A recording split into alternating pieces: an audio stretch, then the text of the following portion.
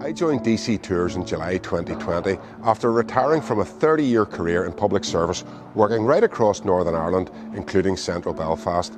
I am Belfast born and bred with a passion for local history, and I grew up in the Holy Lands area of the city during the worst of the Troubles.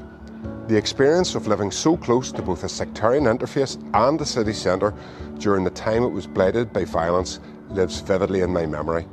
The ever-present soundtrack of shootings and bombings and the stories of my past are woven into my tours to create a memorable experience for my guests. My first son was born a few hours after the signing of the Good Friday Agreement in 1998, a momentous day for the family and for Northern Ireland at a time when the future was so bright. I'm immensely proud of my home city and studied politics and modern history at Queen's University.